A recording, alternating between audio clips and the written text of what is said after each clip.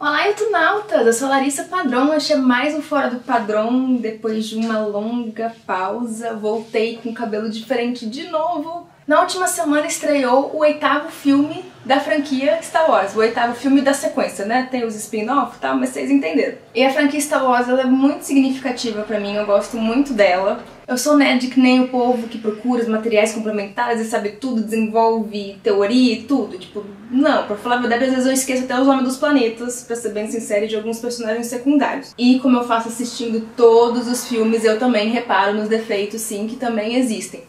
Mas é uma das minhas franquias preferidas no cinema. Eu sou apaixonada por ela, eu tenho um carinho afetivo por ela, porque eu assistia desde criança, assistia os episódios originais quando eram crianças. Depois, quando lançou a trilogia do George Lucas no cinema a partir de 99, fui assistir todos no cinema. Há alguns anos atrás eu reassisti tudo e dessa vez inverti, assisti na ordem cronológica. Eu acho muito emocionante fazer parte disso, sabe? Porque mesmo vendo defeitos, mesmo com os problemas, mas é uma franquia que une gerações há 40 anos, ela é muito importante para a história do cinema e eu fico emocionada de fazer parte disso, então eu confesso que eu sou dessas que começa o letreiro inicial eu já choro. E Star Wars tem toda uma importância porque ele é um marco na saga do herói, da jornada do herói, ele marcou como isso foi abordado no cinema hollywoodiano, isso é muito abordado no cinema hollywoodiano até hoje e é o cinema que mais influencia as nossas vidas. Mas uma das coisas que eu mais amo na franquia é que ele passa uma mensagem muito simples e que é sempre essencial. Ela é essencial há mais de 40 anos e sempre vai continuar sendo, e a gente precisa muito dela nos dias complicados de hoje. E essa mensagem é que as pessoas precisam se unir e lutar para que a liberdade delas não sejam tiradas, as pessoas precisam lutar contra a opressão. Eu acho isso muito bonito da franquia. E esse episódio 8, né, Os Últimos Jedi, se passa logo depois do episódio 7, que é o Despertar da Força, e é a primeira vez que isso ocorre na franquia. Sempre existe um gap de alguns anos entre um filme e outro. E nesse episódio a Rey vai atrás do Luke para pedir ajuda, para combater a Primeira Ordem, que eles são os malvadões, o Império da vez, e ela precisa de uma ajuda e tal, porque ela ainda não sabe muito bem o que fazer com os poderes dela e tal. E esse vídeo vai ter spoilers, porque eu não consigo falar de um filme sem spoilers, basicamente. Então eu vou começar falando do básico, de algumas características do filme sem spoilers, e quando chegar na parte que tem spoilers mesmo, e não vai ter só spoilers do episódio 8, acho que vai ter spoilers de Rogue One e episódio 7 também. Eu aviso vocês, mas eu vou colocar o tempo na descrição também. Eu fiquei muito animada quando anunciaram o diretor dessa franquia, que é o Rian Johnson, porque ele dirigiu 2 dos melhores episódios de uma das minhas séries favoritas, que é Breaking Bad, inclusive o melhor episódio, que é o Ozymandias, um episódio sensacional, maravilhoso, e um que é muito subestimado, que é o A Mosca, que todo mundo fala mal desse episódio e é um dos melhores episódios da série. Então eu estava animada, estava ansiosa e eu fiquei muito satisfeita com o resultado. Eu gostei bastante do filme. É um filme que tem sim seus problemas, um deles pra mim me incomodou muito, ele é muito problemático, mas no que ele acerta bonito. Ele é um filme muito emocionante, extremamente corajoso e eu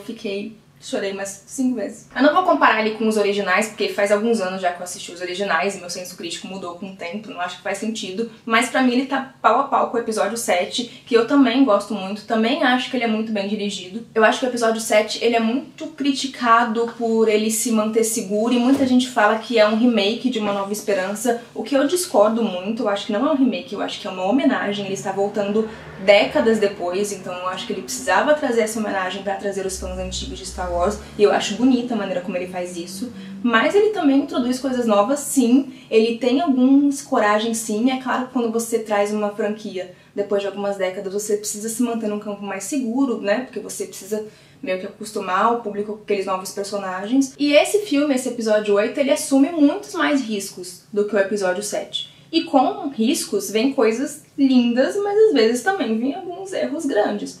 Eu acho que mais ou menos a mesma coisa aconteceu com Rogue One, que eu acho um filme extremamente corajoso, mas justamente por ele assumir mais riscos, ele tem uns tropeços muito grandes. Eu gosto muito do Rogue One também, mas apesar de que eu gosto mais do episódio 7 e 8. Mas vamos começar pelas coisas que eu mais gostei no filme, vamos deixar as que eu não gostei pro final, porque elas têm spoilers. A cena inicial já é maravilhosa. Filmes de ação normalmente começam com uma cena de ação foda, e aqui não é diferente, e a cena inicial já mostra uma das dessas mensagens especiais do filme, que é a força que move as pessoas a fazerem algo que é maior do que elas mesmas, sabe? O importante não é a sua própria vida, é a causa, é aquilo que move as pessoas. E eles fazem isso de uma maneira muito bonita, mostrando a cena com a irmã da Rose, né, que é uma das personagens principais novas. E ao mesmo tempo que a cena é emocionante, ela é extremamente importante para causar tensão no público e já despertar aquela adrenalina pela ação. E algo que já fica evidente desde essa cena é que ele é muito bem filmado, eu acho que o Rian Johnson mandou muito bem. Parte do filme foi filmado em IMAX, eu assisti em IMAX e eu acho que valeu muito a pena, eu me senti muito imersa no filme, então quem tiver a oportunidade eu recomendo também. E algo que também me chamou muita atenção é a fotografia, eu acho que ela tem um clima vintage, que é meio que uma homenagem, e ela é bem minimalista, ela trabalha basicamente com duas cores, que é o azul e o vermelho. Então você repara isso desde o início, por exemplo, na cena que o Finn acorda se recuperando, ele tá num cenário que é bem minimalista e tem uma cara meio retrô, assim, lembra um pouco os filmes originais. A fotografia é do Steve Edlin, que ele trabalhou nos outros filmes do Rian Johnson também. Você repara muito esse trabalho dele com as cores, por exemplo, na sala do Snoke, que é toda vermelha. Nessa sala acontece a melhor cena de ação do filme, tem uma batalha que é sensacional, extremamente bem coreografada e a fotografia contribui para que você tenha essa sensação. E esse trabalho do vermelho também é usado num dos planetas que eles vão, que é um planeta que ele é cheio de minerais, então tem toda a estética dele é toda branca e vermelho, e esse vermelho ele se move conforme se movem as naves e as pessoas. É muito bonito. Inclusive, um parênteses, tem uma cena nesse planeta que um tio levanta, sai andando, e aí alguém lambe o chão, põe na boca e fala, sal. E eu achei aquilo, tipo, tão... Pra quê? Um outro planeta? Poderia ser sal, poderia ser uma substância qualquer, desconhecida, enfim, bem esquisito aquilo. E você vê que ele é bem filmado também na proporção. Tem uma cena que a Rey, ela tá dentro de uma cápsula, e aí aquela cápsula tá grande no espaço, e de repente essa cápsula entra dentro da nave da Primeira Ordem. E aí, de repente, só do fato dela entrar, ela fica minúscula naquela proporção, que demonstra mais ou menos o que a Rey tá sentindo, porque ali dentro ela é minúscula. E algo que eu acho que é um grande mérito, eu gosto muito de como ele desenvolve os personagens. Algo que nem sempre foi bem trabalhado na franquia Star Wars. Na verdade, é algo que constantemente é um problema na franquia Star Wars. Principalmente na trilogia do George Lucas. Desenvolvimento de personagem é um problema. E aqui não, os personagens novos eles são muito bem desenvolvidos e eu acho que um dos motivos pra isso é que ele tem um elenco muito bom. Eu acho que esse é um dos melhores elencos que a franquia Star Wars já teve. Não que competir com o Hayden Christensen seja muito difícil, mas... O Adam Driver e o Oscar Isaac, que interpretam o Kylo e o Poe, eles são atores muito bons. E mesmo os estreantes, que são a Daisy Ridley e o John Boyega, né, que meio que surgiram aí no episódio 7, mas assim, eles estão ainda um pouco distantes, eu acho, de se provarem como bons atores, acho que eles ainda precisam fazer mais coisas, mas eles não me decepcionam. Uma curiosidade sobre o elenco é que a Billie Lourd, que é a filha da Carrie Fisher na vida real, ela está no filme. E o Mark Hamill, neste filme, é mais velho do que o Obi-Wan Kenobi era na trilogia original. Olha como a gente está ficando velho, galera. E agora eu acho que vai começar um pouco de spoilers. Se você não assistiu, é melhor você parar agora, porque é melhor você assistir sabendo pouquíssimo sobre o filme. Eu vi muita gente criticando que esse filme não avança muito na história, e eu discordo bastante dessa crítica. Uma, porque ele avança sim. Se você pega personagem por personagem e pega o status deles no começo do filme e no final, você vai ver que muitos deles mudam desse status. Mas, além disso, eu acho que esse é um filme que está muito mais preocupado com o desenvolvimento desses personagens e dos conflitos deles, o que é importantíssimo trabalhar, porque o público de 2017 não é tão ingênuo quanto o público de 77, então a gente quer ver personagens com motivações melhores trabalhadas, que não fazem as coisas simplesmente porque existe bem e mal.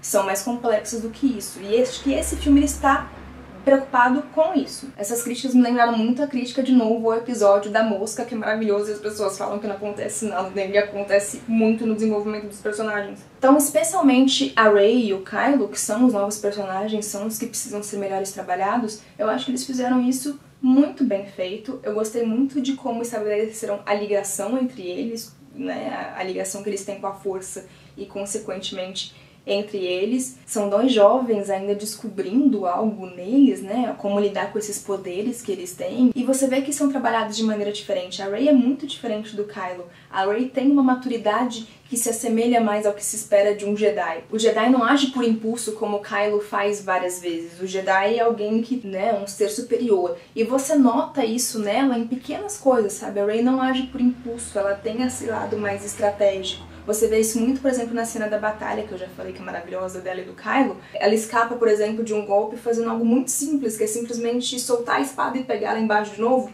algo que precisa que alguém esteja pensando ali, não simplesmente agindo por impulso na luta. E o Kylo, por mais que eu acho que ele é um menino criado a leite de pera muito mimado, mas nesse filme eu acho que ele tá muito mais humanizado do que no episódio 7. Eu acho que os conflitos dele são muito melhores trabalhados. Então você vê, por exemplo, que ele ainda tem muito conflito dentro dele, ele não tem coragem, por exemplo, de matar a Leia no início, ele não tem coragem de matar a própria mãe, e ele está descobrindo, né, o lado negro ainda dentro dele. Mas o Kylo ainda assim, ele tem um problema que honestamente todos os vilões de Star Wars têm. Então, claro, contextualizando pra época principalmente, o Darth Vader é um vilão incrível, mas até ele, todos os vilões de Star Wars, eles têm umas baranguices, assim, que são às vezes até meio engraçado. Lembra daquele vilão do Castelo Rá-Tim-Bum que falava, esse castelo será meu? Então acho que todos os Star Wars têm um pouco disso, assim, eles têm uma coisa um pouco ridícula. O Hux, principalmente, que é interpretado pelo Donald Gleeson nesse filme, ele é um vilão muito ridículo, assim. Eu fico com vergonha dele, sabe? Porque ele é um ator que vem de uma família tradicional de atores, ele tem um agente foda, porque ele tá nos melhores filmes que são lançados no cinema todos os anos.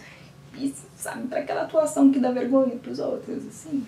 O Kylo Ren tá sempre dando piti, ele já dá piti logo na primeira cena, quebrando aquele capacete dele. Apesar de que aquilo depois se torna importante, porque é importante mostrar que ele é um vilão que não precisa mais de uma máscara. E o Snoke também, ele tem essas baranguices meio exageradas, assim, que eu entendo, assim, faz parte do universo da franquia, mas às vezes eu confesso que me dá um pouco de vontade de rir. E eu achei a morte do Snoke um pouco fraca, assim, eu esperava algo mais impactante pra morte de um vilão tão poderoso assim. Mas isso acontece muito também porque Star Wars conta com um pouco da ingenuidade do público. Assim como, por exemplo, 007 conta que a gente não vai achar mentiroso. É tipo, tudo bem, ele tá surfando na avalanche, mas ele é o 007. Tipo, Star Wars tem muito clichê, Star Wars acontece muita coincidência com os personagens, mas tudo bem, isso faz parte do universo do filme. Tem as coisas que cientificamente não fazem o menor sentido, e daí, tipo, falando em coisas que cientificamente não fazem o menor sentido, tem um vídeo sobre o engenheiro da Estrela da Morte que é muito bom, eu vou colocar o link dele aí na descrição. E meu principal problema com Rogue One é que a premissa dele parte de algo que não faz o menor sentido. Porque o engenheiro que construiu a Estrela da Morte, ele colocou uma falha lá dentro para que você possa explodir ela atirando no lugar específico. Tipo, por que ele não colocou algo que se autodestrói? Mas enfim, beleza, como eu falei, é brincadeira, isso não é um problema pelo qual eu deixo de gostar ou não dos filmes. Mas algo que eu tenho um pouco de problema com o episódio 7, que já acontece no episódio 7, que eu acho que acontece ainda mais nesse filme, é que ele não dá muito tempo de você digerir as cenas que são um pouco mais intensas. No episódio 7, por exemplo, eles explodem a República. Tipo, isso significa planetas inteiros, provavelmente significam milhões de pessoas, sabe? Era pra ser uma cena pesada, tensa, muito triste. E logo depois que aquilo acontece, vem alguma piadinha com a Rey, alguma coisa assim que te tira completamente daquele clima pesado. Então, sabe, você explodir planeta e logo depois vir uma piada, é uma baita insensibilidade, né? E no episódio 8 eu acho que isso fica mais grave ainda, porque ele tem 2 horas e meia de filme. Esse é um dos Star Wars mais longos, se não é o mais longo, agora não me lembro de cor. Então, por exemplo, a gente vê a Leia usando a força pela primeira vez, isso é foda, ele tinha que dar um tempo pra gente enxugar a lagriminha, sabe? E logo depois daquela cena também já vem algo engraçadinho que corta o clima. Aí o Luke vai ver o holograma da Leia falando Help me, Obi-Wan Kenobi, you're my only hope. Tipo, isso é muito icônico, sabe? Tem que dar aquele tempo pra você falar. E não, também, de novo, logo depois vem uma piadinha. Em compensação, ele gasta muito tempo naquele país do cassino. Aquela fuga do Finn e da Rose, ela dura muito tempo e se torna uma cena chata de tão longa. E pra piorar, tem crianças. Que ok, depois a gente descobre que aquelas crianças, elas têm um significado importante na trama, mas a hora que apareceu aquelas crianças, eu falei, gente, vai virar o Retorno de Jedi. Não me venham colocar animais e crianças em franquia de ação pra tornar bonitinho, que isso não fica legal. O que é bacana nessa parte do planeta do cassino é que, de novo, Star Wars trabalha na questão política, porque Star Wars trabalha sim com política, crianças. Mas essa coisa de que guerras movimentam dinheiros e muitas pessoas lucram muito com isso e por isso elas alimentam a guerra Então isso fica bem óbvio ali que para existir uma extrema riqueza sempre existe uma extrema opressão, uma extrema violência. E pra mim o que eu falei que é o grande problema é a força, não a força com F maiúsculo, a força de o que é legal nesse filme tá no Luke. As melhores cenas eu acho que estão com o Luke, mas a fraqueza do filme também tá com ele. Toda a parte da Rey com o Luke naquela ilha, eu fiquei muito incomodada. O Luke é um personagem icônico, ele é Jedi, ele é um Jedi foda.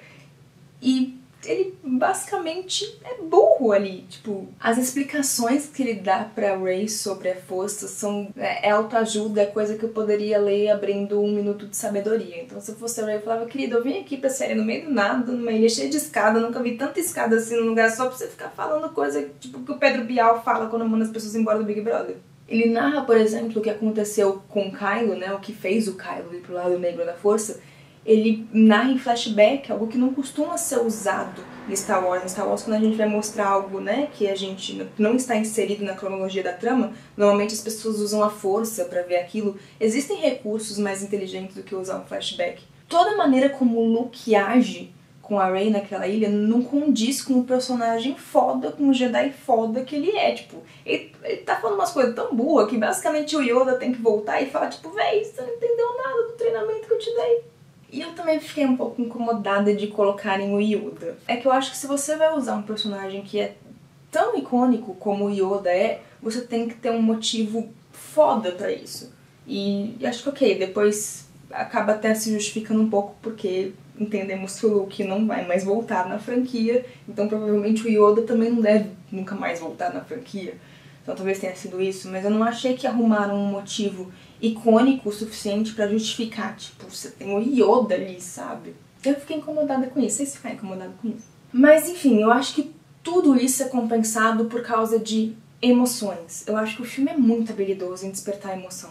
Teve a cena da Leia usando a força que eu já falei, o choro número 1, quer dizer, o choro número 2, porque eu já choro no letra inicial. Teve a cena do holograma da Leia sendo mostrada pro Luke de novo. Teve aquela explosão linda da Laura Linney, quando ela causa aquela explosão que salva a galera, apesar de que ela já ia morrer de qualquer jeito. Por que ela não fez aquilo antes? Ela ficou vendo as navezinhas sendo destruídas ali, tipo, eu gostaria apenas que tivessem feito aquilo um pouquinho antes. E tem a cena entre o Luke e a Leia, que aquilo pra mim é muito icônico. Aqueles personagens, eles são muito importantes pra mim, eles são muito importantes porque eu me formei como ser humano que gosta de cinema. E ainda mais levando em consideração o contexto de que a Carrie Fisher realmente morreu na vida real, então basicamente aquela cena é uma despedida entre os dois personagens, entre os dois atores. Aquilo me deixou profundamente emocionada, eu chorava de soluçar no cinema. Claro, tem a cena do Luke coçando o ombro depois de todo mundo tentar destruir ele, não conseguiu. O pessoal na minha sala de cinema aplaudiu aquilo de tão engraçado e maravilhoso que é. E tem representação feminina. Eu amo isso em Star Wars. As mulheres sempre, mesmo quando não são protagonistas, elas sempre são fortes em Star Wars. Isso é lindo.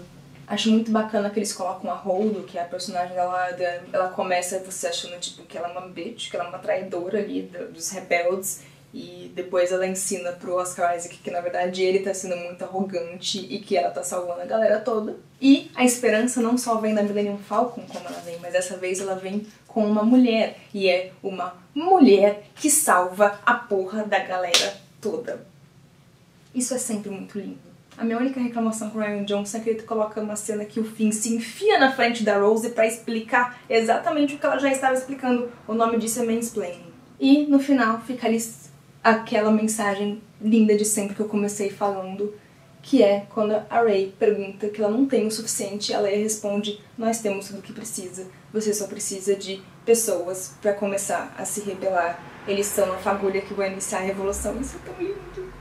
E eu acho que a beleza de Star Wars, por mais que as pessoas acham que o importante ali é o Luke, a beleza dele é mostrar que o líder é importante pra motivar as pessoas pra lutarem juntas contra a opressão. O Luke não faz nada sozinho, ninguém faz nada sozinho ali. Ele inspira as pessoas, os líderes inspiram as pessoas a acreditarem em si mesmo, e isso faz elas continuarem lutando. É um filme extremamente corajoso, várias expectativas foram subvertidas, afinal a Carrie Fisher morreu, então a gente, pelo menos eu estava esperando que eles iam arrumar algum motivo pra matar a personagem da Leia, e no final das contas não é a Leia que vai morrer, é o Luke. A Rey, todo mundo ficava esperando que a Rey é filha do Luke, a Rey, não sei, eu pensei que talvez ela poderia ser filha da Leia, mas enfim, você acharia que a Rey é tipo foda, e eles ficam te levando a acreditar isso, afinal o Kylo Ren fica provocando por um bom tempo do filme seus pais, e aí no momento que ele pergunta, você sabe quem são seus pais? Os pais dela são ninguém.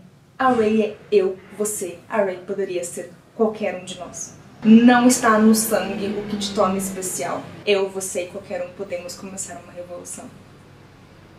Então é isso. Desculpe o meu lado fãzinha, exagerada com as coisas de Star Wars, mas eu sou muito apaixonada por essa franquia. Fiquei muito contente com esse resultado. Me contem aí nos comentários o que vocês acharam. Caso você não seja inscrito nesse canal, se inscreva. E semana que vem tem vídeo sobre os melhores filmes de 2017. E que a força esteja com você.